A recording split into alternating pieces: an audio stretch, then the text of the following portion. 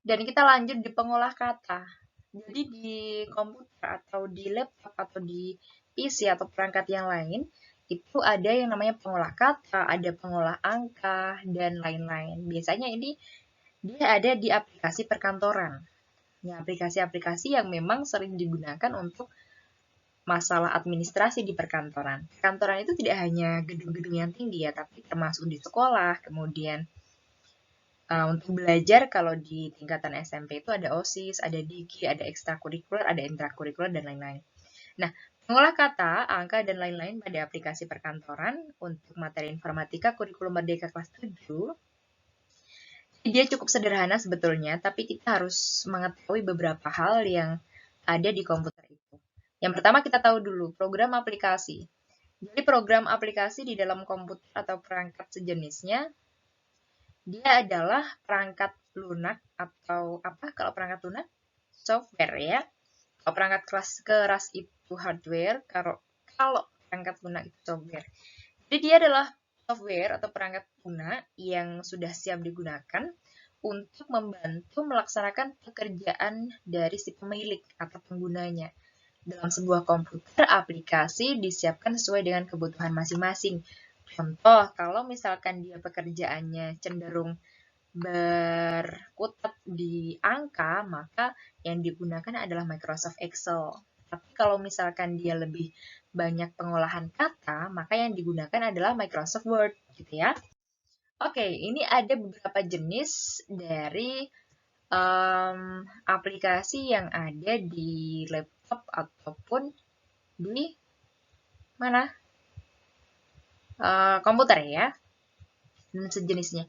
Yang pertama adalah pengolah kata atau word processing. Jadi yang harus teman-teman adik-adik pahami ini adalah kata kuncinya word ya. Word itu fungsi program aplikasinya adalah untuk mengolah data dalam bentuk lembar kerja atau spreadsheet. Contoh program aplikasi pengolah kata adalah Microsoft Word, walaupun nggak semua ada word-wordnya ya. WordPad, kemudian Notepad, Google Docs, dan sebagainya. Ini adalah aplikasi pengolah apa? Kata. Kemudian yang kedua, ada pengolah lembar kerja atau spreadsheet. Fungsinya adalah menyelesaikan pekerjaan di bidang desain grafis seperti menggambar ataupun mengolah foto.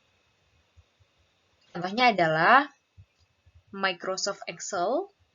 Nah, Microsoft Excel sendiri sekarang memang banyak digunakan, tidak hanya berkutat pada angka, tapi dominannya dia mengolah angka. Jadi kalau misalkan kita mau menjumlahkan 100 data angka, ya anak-anak, itu kita nggak perlu menambahkan satu-satu, tapi kita bisa menggunakan rumus dan dalam waktu beberapa detik dia untuk menyelesaikan 100 data tersebut sudah selesai.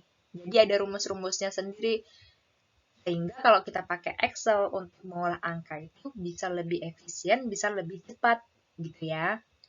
Kita manfaatkan sesuai dengan aplikasinya itu untuk apa. Kemudian ada OpenOffice, ada Quadra Pro, dan lain-lain.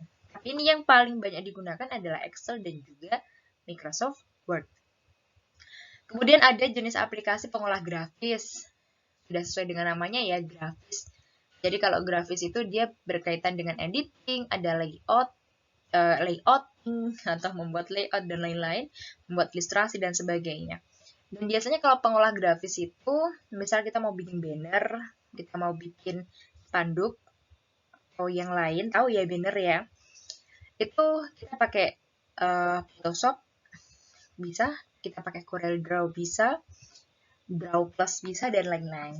Ini lebih cenderung ke bagaimana kita menggambar ke gambar ya, gambar-gambar.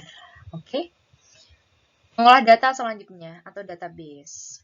Nah, kalau database ini jarang digunakan kalau di tataran SMP, tapi kita perlu tahu.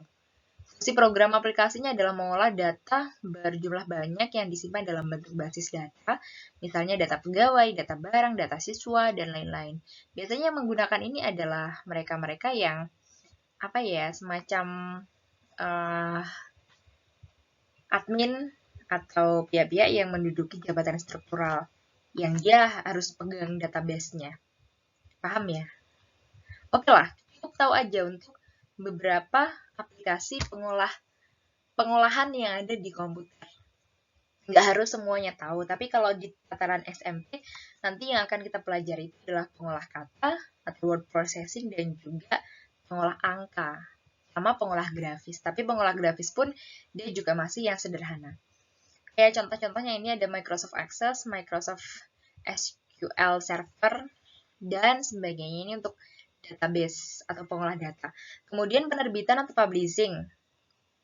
Nah, dia fungsinya adalah melukis atau menggambar desain seperti desain rumah, perhiasan, otomotif, dan sebagainya. Biasanya yang banyak menggunakan penerbitan atau publishing itu siapa ya? Arsitek dan sebagainya atau yang berkaitan dengan itu banyak menggunakan ini. Kita cukup tahu aja ya kalau di tataran pembelajaran kelas 7. Kemudian ada CAD, Computer Aided Design. Ini juga tidak jauh beda, cuma kalau di CAD itu dia bisa mengedit video, animasi, dan sebagainya. Ada Pro Design, ada 3D Design, dan sebagainya ya, contoh-contoh program aplikasinya. Kemudian untuk multimedia, ini fungsinya program, membuat program komputer dalam bentuk sistem informasi, perangkat lunak, dan sebagainya. Contoh programnya adalah Windows Media Player, PixArt, ini yang sering kalian gunakan. Kemudian ada YouTube. Nah, ini multimedia ya. Kalian biasanya nonton film di YouTube, nonton drama-drama, atau dengerin musik dan sebagainya itu di YouTube, di Joox, di Spotify, dan lain-lain. Atau kalau yang sekarang itu, apa itu? Aplikasi yang dia digunakan untuk mendengarkan lagu. Aplikasinya adalah apa ya kemarin ya? Ada yang ingat tidak? Intinya ada ya aplikasi. William lupa. Tidak bisa mengingat.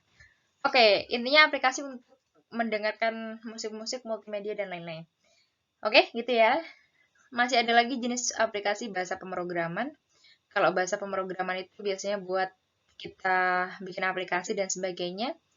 Pascal, C++, Java, Python, bahasanya apa ya?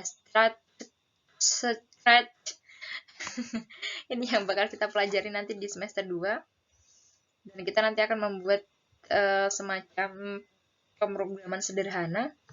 Dan kita membuat game sederhana ya nanti di semester 2. Kemudian ada layanan internet. Jenis aplikasinya layanan internet.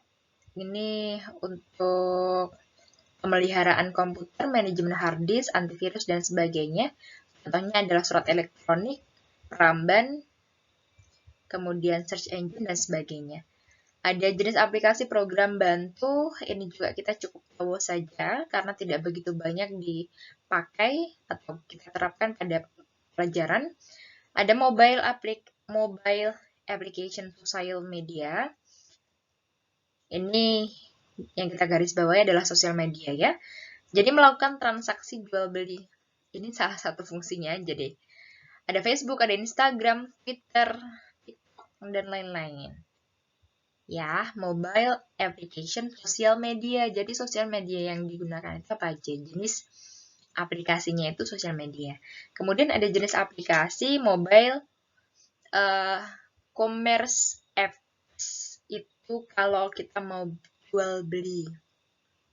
Misalnya Tokopedia, Tokped, kemudian ada Shopee, Traveloka, Gojek, Tika.com, Bukalapak, dan lain sebagainya. Ini maksudnya di e-commerce atau perdagangan online, jual beli online, kayak gitu ya. Oke, yang paling banyak kita pelajari di materi kelas 7 kurikulum Merdeka itu adalah Microsoft Excel dan juga Microsoft Word. Kalau ini bentuknya adalah Microsoft Word ya.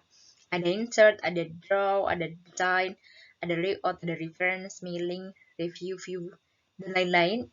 Ini yang dipelajari di Word kebanyakan buat pengolahan kata. Jadi ini kalau misalkan kita mau nulis rata kiri, rata kanan, rata tengah, ini bisa dengan sangat mudah.